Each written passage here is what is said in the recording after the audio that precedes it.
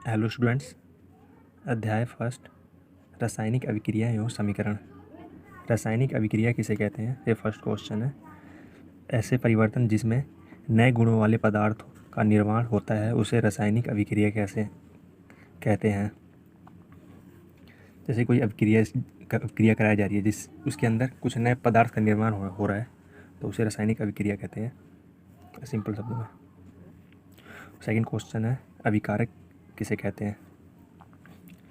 ऐसे पदार्थ जो किसी रासायनिक अभिक्रिया में हिस्सा लेते हैं उन्हें अभिकारक कहते हैं। जैसे हम एक रासायनिक अभिक्रिया करा रहे हैं तो उसके अंदर जो अभिकारक हिस्सा ले रहे हैं, रसायन अभिक्रिया में जो हिस्सा ले रहे हैं उसे अभिकारक कहते हैं। थर्ड क्वेश्चन है, उत्पाद किसे कहते हैं। ऐसे पदार्थ जिनका निर्माण रासायनिक अभिक्रियाओं में होता है उसे उत्पाद कहते हैं। जैसे उत्पाद में उदाहरण है भोजन का पचना, श्वसन, लोहे पर जंग लगना, मैग्नीशियम फीते का जलना, दही का बनना, ये सब उत्पाद हैं। क्योंकि इसमें अभिक्रियाएँ अभिक्रिया कराते हैं तो इसमें अभिकारक भाग लेते हैं तो इसमें उत्पाद होता है एक नई चीज़ का।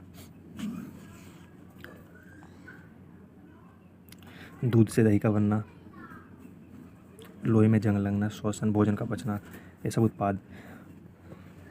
और रासायनिक अभिक्रिया के प्रेक्षण, जो अवस्था में परिवर्तन, जैसे अवस्था होता है, बर्फ़ होता है तो वो पिघल करके मेल्ट हो जाता है तो उसमें उस अवस्था में परिवर्तन हो जाता है। रंग में परिवर्तन, ताप में परिवर्तन, गैस का उत्सर्जन, कोई चीज़ है गल रहा है, सड़ रहा है, उससे एक नए गैस का उत्सर्जन हो रहा है। सड़ने और गलने के बाद वो पहले क्या कर रहा है, एक रासायनिक अभिक्रिया में अपना कार्य कर रहा है, उसके बाद गैस का उत्सर्जन कर रहा है। ये रासायनिक अभिक्रिया के प्रेक्षण है।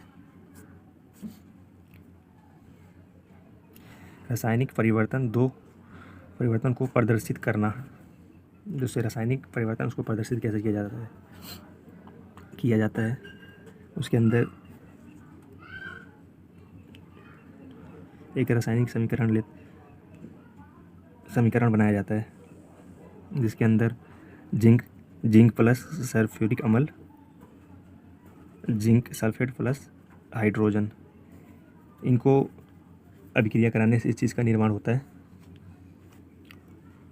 फिर जिंक प्लस हाइड्रोजन सल्फ्यूरिक अम्ल को कराने से इस चीज़ का निर्माण होता है, जिंक SO4H2।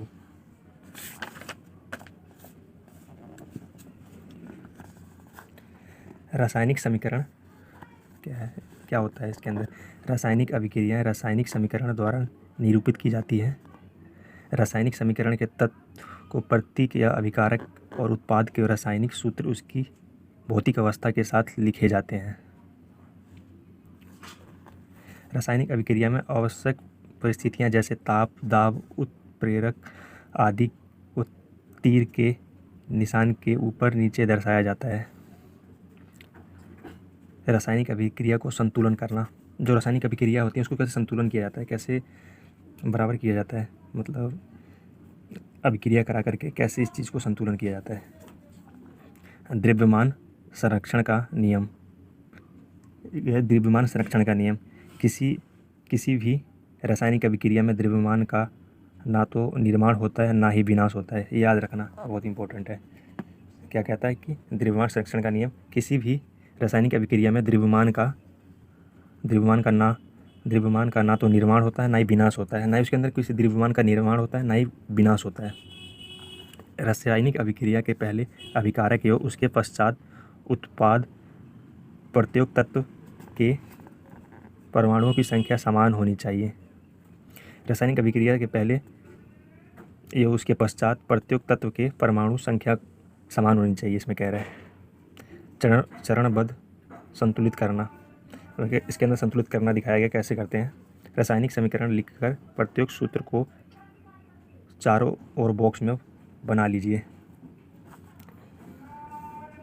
रासायनिक समीकरण लिख करके इनको बॉक्स में बना लीजिए। संतुलन करते समय बॉक्स के अंदर कुछ भी परिवर्तन नहीं कीजिए। ये बॉक्स बन चुका है, देखिए। समीकरण उपस्थिति विभिन्न तत्वों को परमाणु संख्या को नोट कीजिए। अब इनकी परमाणु संख्या नोट करनी है। पहले एक तत्व का एक लाइन और अभिकारक परमाणु संख्याओं और उत्पाद परमाणु संख्या LHS RHS, left hand side right hand side, आपने मैथ में पढ़ाई होगा ये चीज़। तीसरा चरण है सबसे अधिक परमाणु वाले तत्व को अभिकारक या उत्पाद की साइड अनुचित गुणांक लगाकर संतुलित कीजिए। अब इसके अंदर अभिक्रिया करानी है। अभिक्रिया कराने के बाद इन संतुलन करना है। चरण चौथा, सभी तत्वों को परमाणु के चरण 3 की भांति संतुलित कीजिए। चरण बताए गए हैं कैसे संतुलित किया जाता है। सभी तत्वों को परमाणु संख्या अभिक्रिया के दोनों ओर समान है। पांचवा चरण, अभिकारकों एवं उत्पादों की भौतिक अवस्था लिखकर ठोस और द्रव्य, गैसीय अवस्था, जलीय अवस्था, पांचवें चरण में इनकी अवस्थाओं को लिखना है, भौतिक अवस्था को। चरण 6, छठा चरण जो है, कुछ आवश्यक परिस्थितियां जैसे ताप, दाब, उत्प्रेरक आदि को भी तीर के निशान के ऊपर या नीचे लिखें।